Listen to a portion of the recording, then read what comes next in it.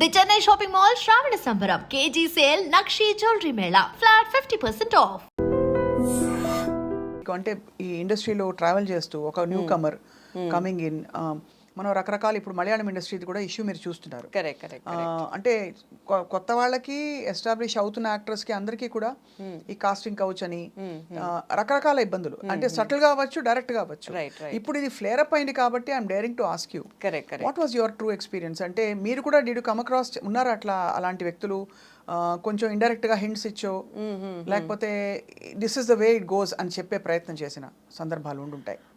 Definitely, as I told in the initial stages, I didn't know how this works. అంటే ఇది ఎలా, అంటే ముందుకు ఎలా తీసుకెళ్ళాలి ఏంటి అనేది ఒక ప్రాపర్ కరికులం లేదు కాబట్టి జనాల్ని కలిసే బట్టి అది అర్థం చేసుకోవడానికి కూడా కొంచెం టైం పట్టేది, what they are trying to ask అనేది. తర్వాత the way I responded or with the way I presented, వాళ్ళకి అర్థమైపోయింది that I don't work how they want me to work in that particular way. So స్టార్టింగ్లో కొంచెం నా innocence వల్ల maybe I was asked for approached in few places, but దాని తర్వాత పెద్దగా people understood that I have my own way of working. ఈ approach అవ్వడం Kalpika, I mean of course మీరు నేను నేమ్స్ చెప్పమని మిమ్మల్ని ఇబ్బంది పెట్టాను, బట్ అప్రోచ్ అవ్వడం అనేది సటిల్ గా అవుతుందా, డైరెక్ట్ గా ఎవరి చేత పంపిస్తారా మెసేజ్, ఎలా జరుగుతుంది? డైరెక్ట్ గా కూడా అవుతుంది, ఇండైరెక్ట్ గా కూడా అవుతుంది, బట్ మనం ఎలా డీల్ చేస్తాం అనేది చాయిసెస్ ఇన్ ఆర్ హ్యాండ్స్ అండి. డీల్ ఎలా చేయాలి? ఎలా చేయాలి అంటే నేను I was up front to the face, I don't work like this అని చెప్పడం జరిగింది. Or I will say that I will either slap you and go, or I would say that నేను మిమ్మల్ని ఎక్స్పోజ్ చేయడం కూడా జరిగే ఛాన్సెస్ ఉంటాయి మీరు ఇలా మాట్లాడితే, this is not the right way. If you want this kind of work atleast don't call people like me అని చెప్పేసి వెళ్ళిపోవడం జరిగింది. I just walk out. Ya, so అదే అంటున్నా, choices in our hands, we have to make. అంటే చాలా మందికి ఈ పాటి ధైర్యం కూడా ఉండదు, రైట్ బికాజ్ ఏమవుతుందో, ఏం ఫ్లేర్ అప్ అవుతుందో అని చెప్పి, ఒకటి ఆపర్చునిటీస్ పోతాయనే భయం, రెండోది ఎందుకు ఒక పెద్ద డ్రామాటిక్ గా ఒక ఎపిసోడ్ అవుతుంది కదా, మన గురించి రకరకాలుగా అనుకుంటారని చెప్పి. సో ఈ కాంటెక్స్ట్ లో Kalpika, I must ask you, మీరు ఎప్పుడు చాలా కాలం పాటు చాలా కాంట్రవర్సీస్ మధ్య ఉన్నారు, for things that you have said done. చాలా మందిని మీరు చాలా కోపంగా అడ్రస్ చేసి వాళ్ళని డైరెక్ట్గా అటాక్ చేసిన సందర్భాలు ఎలా జరిగింది? అదంతా ఎందుకు జరిగింది? అది YS Kalpika Ganesh always in news. నేను ఎప్పుడు బిలీవ్ చేసేది ఏంటంటే, ఇంటర్వ్యూస్ కూడా నాకు పెద్ద నేను ఇచ్చేదాన్ని కాదు, ఎందుకంటే I always believe the work should speak more than words. So నేను ఎప్పుడు అలాగే I use to travel with my work అంతా.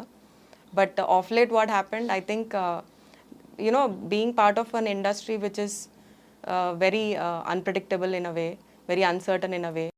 సో అందంతా అన్సర్టనిటీ వల్ల ఒక తెలియకుండా మనకు ఒక ఇన్బిల్ట్ ట్రామా అనేది బిల్డ్ అవుతూ ఉంటుంది. సో సమ్వేర్ ఐ థింక్ నాకు అది వన్ ఆఫ్ ద ఫ్యాక్టర్ కూడా అయింది in a way. Waiting for the roles, అంటే నాకు నచ్చే రోల్స్ నాకు రావాలి, నాకు ఇలాంటిదే చేయాలి, సో ఇలాంటి ఎందుకు రావట్లేదు, నేను ఇంకా ఏమేం చేయాలి to reach there, what is going wrong అనేది, ఆ థాట్ ప్రాసెస్ అనేది ఎక్కువ బిల్డప్ అయి ఉండేది.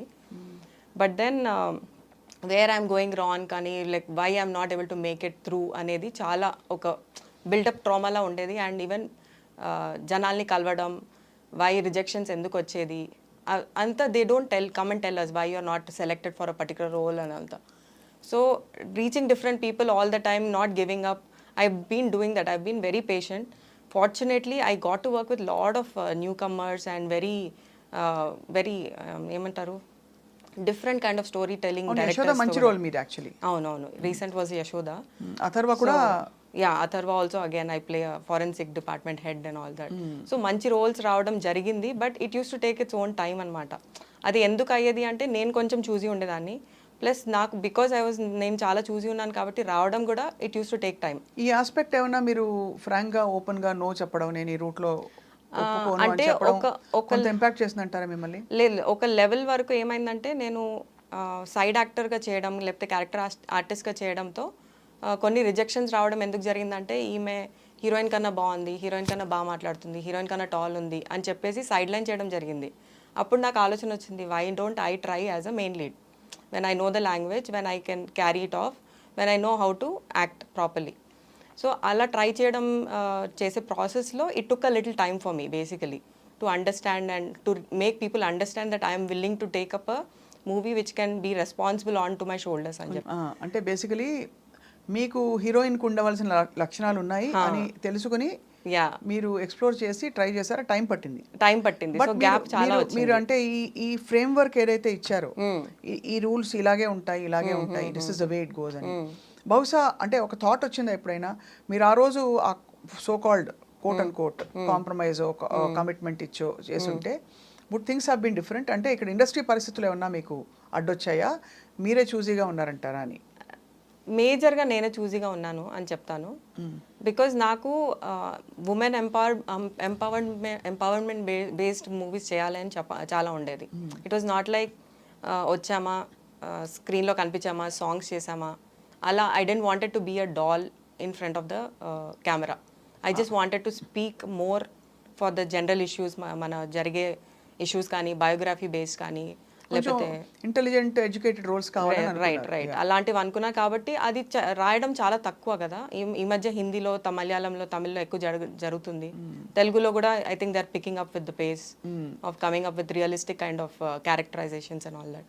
సో ఈ ట్రామా వల్ల మీరు సో ఆ ట్రామా ఒక తెలియకుండా ఒక బిల్డప్ అయింది. అండ్ దెన్ ఐ హ్యాడ్ కొన్ని పర్సనల్ విషయాలు జరగడం అయింది. ఆ పర్సనల్ విషయాలు అందరికీ జరుగుతుంది, నేను కాదన్ను. But I think I came out in a way where it should not be.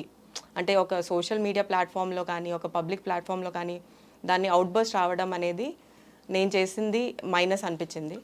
So it is నేను ఎలా చెప్పాలి అంటే తెలియకుండా ఒక డిప్రెషన్ స్టేజ్కి వెళ్ళిపోయాను. అండ్ ఒక 6 months was a very heavy experience in my whole life. Like my 37-38 years of my life was dismantled in 36 months. ఎందుకంటే నాకున్న 360 degrees పీపుల్ మీద ఎఫెక్ట్ అయింది. It's not one particular person. నా పేరెంట్స్ నుంచి, నా ఫ్రెండ్స్, నా family, closest A circle, B circle, C circle friends ఉంటారు కదా, ఎవ్రీ వన్. అండ్ నేను కలిసే ప్రతి పర్సన్ మీద కూడా ఆ రియాక్షన్ అవ్వడం జరిగింది. తర్వాత I underwent a lot of stress and I was under too much of medications without my knowledge. My physical body మీద ఎఫెక్ట్ అవ్వడం స్టార్ట్ అయింది. ఆ ఎఫెక్ట్ అవ్వడంతో later I ended up getting paralyzed with my right leg and I had to call for a surgery. అయ్యో. So that is where after the surgery is when, అంటే surgery వరకు నేను realise కూడా కాలేదు that నేను ఓవర్గా react అవుతున్నాను, నేను ఓవర్గా రేజ్ఫుల్గా ఉన్నాను, ఓవర్గా రివెంజ్ మోడ్లో ఉన్నాను. రివెంజ్ మోడ్లోకి వెళ్ళిపోయారా? వెళ్ళిపోయాను. ఒక లోన్లీ ప్లేస్కి వెళ్ళిపోయాను, తెలియకుండా ఒక లోన్లీ ప్లేస్కి. ఎవరి మీద కచ్చకసి? లైఫ్ మీద, పరిస్థితుల మీద, ఇండస్ట్రీ మీద, ఎవ్రీథింగ్ టుగెదర్ ఒక్కసారి చూపించేసింది అది.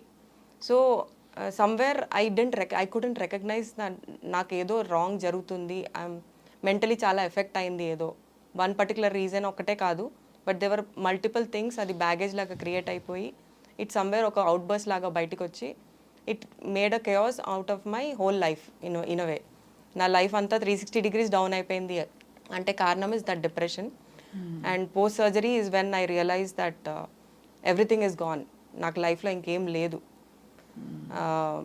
సమ్వేర్ ఐ ఫెల్ట్ లైక్ ఇంకా ఎందుకు బతకాలి, like I have spoiled everything, ఇంకా ఎందుకు బతకాలి, నేను అవసరం లేదు ఇంకా ఈ లైఫ్ జీవించడం అని చెప్పేసి. బికాస్ ఎంత హర్ట్ చేశానంటే అందరినీ, అసలు అవసరం లేకుండా బేసికల్ అస్సలు I didn't even come to a realisation point. అంటే యూ కెన్ ఇమాజిన్ ఎంత I was very confident of doing what I was doing. And after period like నేను ఒక ట్రామాలో I went through post surgery కూడా ఒక mental ట్రామాలో వెళ్తూ I went suicidal టెండెన్సీకి కూడా వెళ్ళిపోవడం జరిగింది. సూసైడ్ కూడా అటెంప్ట్ చేశారా? ట్రై చేశాను. Then I had got admitted in hospital for that also. నా వై ఐఎమ్ వాంటింగ్ టు ఇవన్నీ నేను ఎందుకు చెప్పాలనుకుంటానంటే అందరికీ జరుగుతుందండి. చాలామందికి they go through lot of emotional baggage. దాన్ని మనం రికగ్నైజ్ చేయడం చాలా important is what I believe. అందుకే నేను ఇవాళ బయటకు వచ్చి మాట్లాడడం జరుగుతుంది. అండ్ రికగ్నైజ్ చేయడం ఒకటే కాదు, ఇప్పుడు మనకు ఒక ఫీవర్, కోల్డ్, కాఫ్ ఎలా వస్తుంది, mental disease is also a disease which has to be vocal. కానీ మీకు సింప్టమ్స్ అస్సలు తెలియలేదు కదా, అంటే మీకు అసలు ఆ థాట్ కూడా రాలేదు అస్సలు. Yeah, and one of the symptom was excessive online shopping అంట for the disease that I have which is called bipolar. Fortunately, I'm recovering from it. I've taken a lot of medications and takes lot a of lot of treatments. Courage to come out. మీరు Yeah. ఎంత ధైర్యంగా బయటకు వచ్చి నాకు mental illness ఉందని చెప్పారు. Of Yes, course yes. ఇది విన్నాం మనం అదర్ యాక్టర్స్ చెప్పడం, బట్ చెప్పడం ఒక స్టేజ్ చేరిపోయాక చెప్పడం వేరు. Right. అప్పుడు వాళ్ళు పికాసో ఏది వేసినా పెయింటింగ్ అన్నట్టు Correct, correct. యాక్టర్స్ అండ్ చాలా అచీవ్ చేసిన వాళ్ళకి అదొక non issue. Correct, correct. But మీరు ఇంకా అస్పైరింగ్ స్టేజ్లో ఉండి Correct, correct. చెప్పడం అనేది it's an amazing courage. Thank you అండి. సో ఎలా ఎలా అసలు ఎవరైనా చెప్పేవారా మీ చుట్టూ ఉండేవాళ్ళు, మీ ఫ్రెండ్స్ కానీ? అంటే 2-3 of my friends have actually recognised, but వాళ్ళకి నన్ను రీచ్ అయ్యి చెప్పే ధైర్యం కూడా రాలేదు. ఎందుకంటే ఎక్కడో ఒక రీచబిలిటీ యాక్సెస్లో లేకుండే నేను. అంటే ఏం చేసేవారు మీరు ఆ టైంలో?